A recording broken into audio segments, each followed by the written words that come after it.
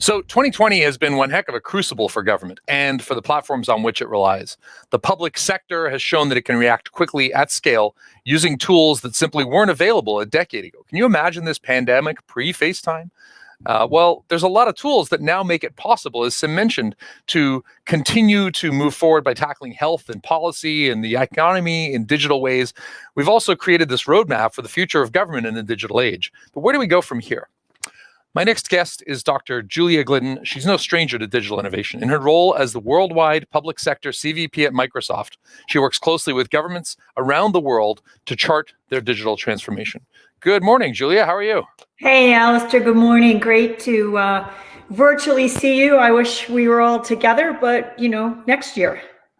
Absolutely. So it's been a crazy year for everybody for so many different reasons. And I think digital transformation in the public sector is certainly something that's been happening for a while. This isn't the first digital government conference. This isn't the first efforts to digitize things like this. I'm seeing people on Twitter talking about, can we finally get rid of fax machines? So, this transformation is happening, but it's happening slowly. But 2020 has definitely accelerated it. And you, and not just you, but also Microsoft, have been at the forefront of some of these advancements.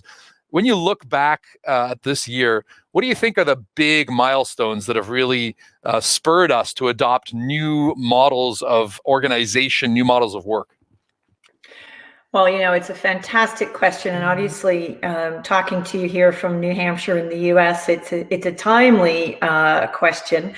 Because as I think about this year, by far what spurred us is COVID. It's the defining moment in digital government. And then I look back on where I started my career in digital and public sector, which was 20 years ago with the Arizona Democratic primary, world's first legally binding internet election. And I think, wow, if anybody had told me when I was standing in Navajo Nation in the Grand Canyon watching, the chief cast his vote electronically, that I would be here with you today in the middle of a pandemic, delivering a fireside chat remotely, I would have thought kind of crazy. But there is a back-to-back symmetry, right? Because back 20 years ago, elections were at the forefront. We were about to have hanging cats. And the constant was people loved the convenience of being able to do something that they traditionally had to get in a car, stand in a line, maybe inconvenience themselves a little bit to engage with government. And I remember coining a phrase at the time, voting in your pajamas, that people just loved. And here we are 20 years later, where we can do virtually any interaction with government in our pajamas. And what we can do now is do it at scale. Because the pandemic has had us really deploy 20 years of innovation in 2 months. Because the risk, as Sarah Paquette has said from Shared Services Canada, the risk of doing nothing was greater than the risk of doing something. And so in that point, as cloud and data and AI are really coming together in ways unimaginable 20 years ago in the Grand Canyon, there was an inflection point where government needed to take that leap into the new. And now we are seeing, services across the board, and including the ability for government workers to work from home, come online. And I think it's a transformational moment in time that we're not going to turn back from. Yeah, I was talking to Paul Glover at Shared Services recently, and he was mentioning that the rollout of something like Teams went from years to weeks. But there doesn't seem to be accountability for the person who said it would take years. And he said, and he was very candid, surprisingly candid about this, that, something that could be rolled out very quickly, we tend to solve for the risk of cost overruns or the risk of, is it going to be perfect, without taking into account the fact that if it isn't perfect, we can roll back or we can update it. It's not like you've just shipped the battleship. And so it seems like there's this new equation of what's risky and what isn't that governments need to factor into their decisions. Yeah, nothing like a pandemic to shift our sense of risk and reward. But, I do always say, and this may surprise you coming from the private sector, what we really all have to remember, though, is when government rolls technology out, lives are at risk. People die when government gets it wrong.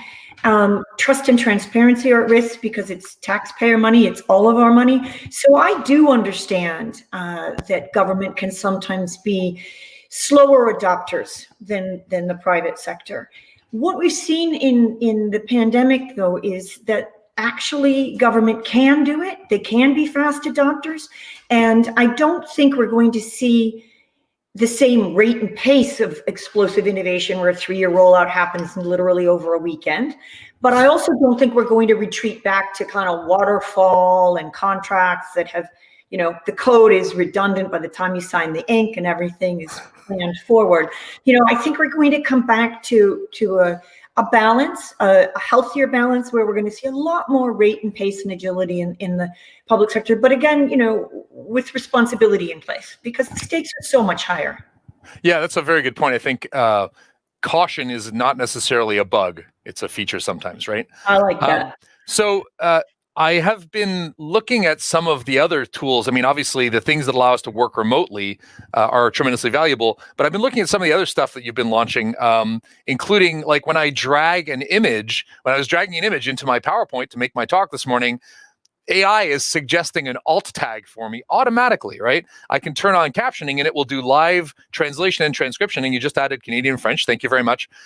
People talk about the digital divide, and they talk about how it's going to make technology inaccessible. And our next speaker, Denise, is going to be talking about how to make sure that we bring everyone along and we don't marginalize certain groups. But it does seem like there's a tremendous potential to use technology to make things more accessible by personalizing it, by assisting people who might not be able to consume the content, and by making it more transparent.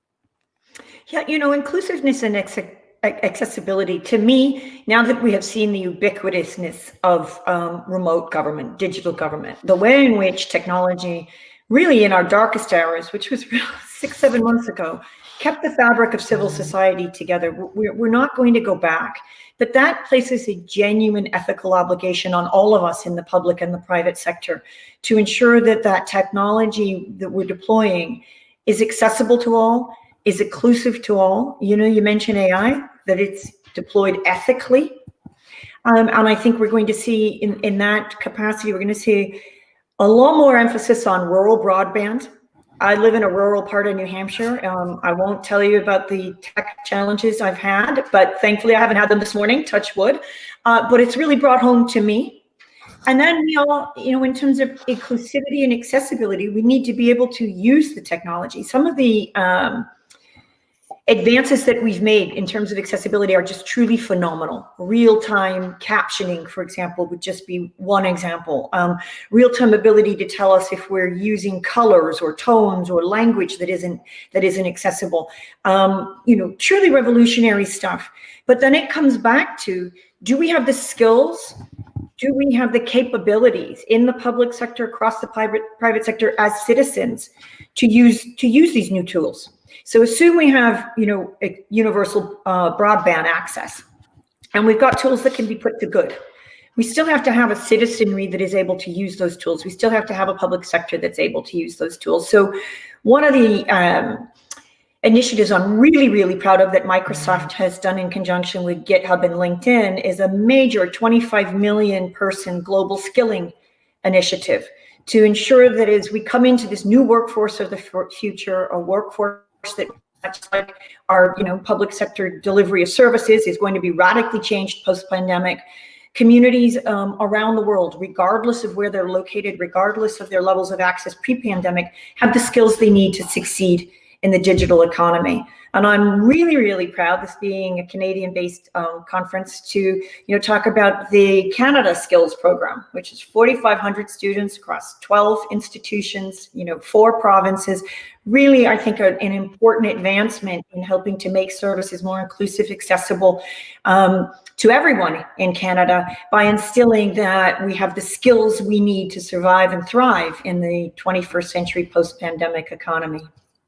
Yeah, absolutely. And yesterday we were talking about, I'm taking this rather blunt position today that government is actually a big tech company. They just don't know it yet.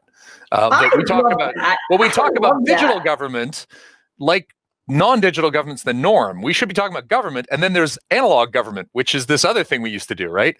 Absolutely. But most people who work in government haven't figured that out yet. They haven't really internalized it. And I think that's a very uncomfortable thing. If you woke up the next morning and you found yourself in Redmond working at Microsoft as one of the big tech giants, right? your job would be different. But if that feels uncomfortable to you, you're going to have to reconcile with that, because it does really feel like we are changing. And part of this, as you just mentioned, is making sure there's a pipeline of talent that can live in that digital world. So Lisa Carroll, your colleague up here in Canada, Lisa was on a panel yesterday with Sarah and others talking about the need to not just, hit a quota for hiring or something, but actually work on the pipeline. Because as we push out technology and we want it to be accessible, we need more eyes and more voices to look at what we're putting out, so we don't accidentally marginalize groups. So it seems like there's a systemic hiring a problem here, or hiring challenge here. We need to change how we attract talent and how we make sure that we're building things in a diverse way. And I think, to your point, Alistair, it really begins with, we have to really rethink the way we think about government. For 20 years, officials, because they're operating within a 19th century or 20th century paradigm, right? And I've seen them think that the way they lead their lives, the way their kids are talking to the TV, talking to Siri, we're all texting, back in, the day when Twitter and social media came out, we were all talking to each other that way. And then I would say to public officials, it's not like when you go to work, you leave the world around you, the 21st century, behind, right? There is no real division. The only division was in our minds and in the bureaucratic and administrative constructs that we had put in place. And when you help people to understand that the 8-hour day is not divorced from the way that we live the rest of the world, we find the barriers to embracing digital come down. But what the pandemic has done is it's taken that kind of change paradigm, that change in thinking, and injected it on steroids to the moon and exponentially sped up that reality. Because of course now government officials around the world are working from home, and they are using the technology in their day-to-day work lives that they were using in their day-to-day social lives. And so it becomes even more important, as you were mentioning, that as we start to plan for the workforce of the future of public sector, we're creating a mindset that embraces the new, and then a pipeline, an inclusive, accessive, diverse, representative pipeline of talent that can come in and drive the new.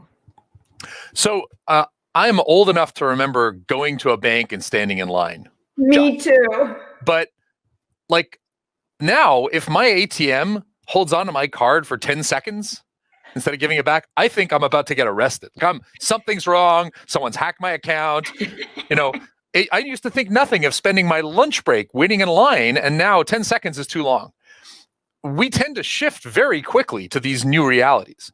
And it seems like some of the changes that we're making are definitely going to stick. So is this speed and pace of innovation going to continue? Are we going to keep seeing a sort of agile, nimble public sector?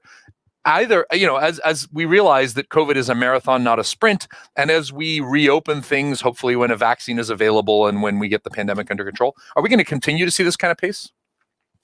I'm really a firm believer that the genie is out of the bottle, that some of the biggest barriers to driving digital change within government were that risk-reward ratio, right? The risk was, doing something was greater than the risk of doing nothing. The status quo was safe. We knew it. There was no risk of failure. No one was going to die because the Excel spreadsheet didn't open or the website didn't upload back in the day. And believe me, I'm old enough to remember standing in a bank line as well, sadly. But I think, we really have hit an inflection point. I think that this is for me, a career high, having spent my whole career dedicated to transforming public sector services and driving innovation, because you can't really go back. When you're able to do a 3-year planned rollout in a matter of weeks, when you're able to shift literally entire countries of learners online over a weekend, you really just can't go back to the old ways of doing things. And, let's remember how old the old ways of doing things are. Many local governments still have static websites, still do manual uploads. You still need to go into person. None of that was possible over the pandemic. So down to the smallest level of government, we've seen a transformation. And I think, it would almost take more effort to go back to the old ways. to your point about pace, and to our earlier discussion, no, I don't think this pace will sustain. I think the traditional guardrails, particularly around data protection and privacy, which is just so vital in this era. We've seen an exponential increase in cyber attacks during the pandemic. Those concerns are very real, they're very valid, and at a certain point, the balance will have to go back to, protecting, ensuring that those are protected. I think the thing we need to really worry about is, we used to call them data huggers, folks that were opposed to opening data, right? We gotta be, and then somebody years ago, a colleague, the first digital advocate, the EONVOY in the UK, called it the privacy Taliban, right? I know these are extreme words, but they were used to sort of say, gotta be careful when people use legitimate concerns to do nothing. Right, that would be the thing I would want to watch out for. I don't advocate this rate and pace forever. I do think we need to be responsible. I do think there are huge concerns that we need to account for in the public sector that we don't in the private sector. But that said, we have an obligation to make sure that we continue to be nimble and agile, because the world needs us to. Yeah, I love that line, that doing nothing is not an option. And I remember server huggers, data huggers. I'm thinking we need to now start calling out process huggers. Yes. People who are like, stop hugging your process. That's not how it works anymore. So in the time we have left, you've been talking, obviously it's a global event. We have more than 25 countries online right now, and we're streaming out to the world. Which is I'm awesome. very curious. Can you give me a couple of quick examples of amazing innovations you've seen elsewhere in the world? Well, there's been some great stuff in Canada. I think the Jewish General Hospital in Montreal, the way they used HoloLens and Data 365 remote assist applications to give more hands-on but safe patient care is really, really transformational. I never thought of HoloLens as PPE, but I guess they should, yeah. It is cool, right? And who would have thought? That is really cool. Italy was hit first and hardest, and during the darkest hours, it was March and the days were getting shorter. Who would have thought about courts? If you can't keep your court system running, I talked about the fabric of civil society. If innocent people are in jail, if dangerous criminals are on the streets, this was really very serious life and death issues. And Italy very quickly rolled out digital courts. The Philippines followed, and we're seeing that as an application that is, really picking up and gaining traction, and I think is very, very powerful and very transformational. What the UK did with the NHS overnight, what they started to do, harnessing data, and of course the UK has been ahead of the curve for many years, investing in innovative cloud technologies, and now really able to harness data and AI to drive predictive analytics, to better understand where resources are needed, where hospitals need to be built, where capacity is short. That's that's been some pretty cool, pretty eye-opening stuff. I think I'm taking furious notes at some of the things you're saying here. I'd never thought of the other meaning of ahead of the curve, but certainly there is an interesting lesson there that if you're ahead of the curve in digital government, you could get ahead of the coronavirus curve this year. Oh yeah. So my friend from the UN and I, we've been working on together for over 10 years, Vincenzo De Quario, who heads up the UN e-government survey. We kind of laughed together. We were together this summer and we said, why, do you remember 10 years ago when we would call governments and try to get them to talk about cloud and they thought we were talking about the weather? Now it's like we can't, and if they took our call, right? And now, neither one of us could actually handle the volume of governments that wanted to adopt and to adopt cloud and to learn the lessons that had been invested in. So I would say to digital innovators that are really pushing hard for change within the public sector and within their own day-to-day job, which is often you come to, in the old days when we would get together, we would come to a conference like this and we would talk about HoloLens and PPE and changing the world and digital courts, and we'd be all excited. And then, you got back to your office and everybody's like, oh no, we use flashcards. Sorry, where's your index card? To like keep the faith, right? Because what is today almost unimaginable in 5 years, just as with Vincenzo and I, it was 10 years, will be the norm. And what you're pushing today as a public sector digital innovator may well be the difference, that kept society together. And the next crisis, when we really need to rely on, the lessons of our pioneer forerunners. Well, that's a great way to sum up this whole conversation, Denise. Thank you so much for the work you've been doing. And on behalf of Canada, thank you. Sorry, Denise is next. Hi, Juliana.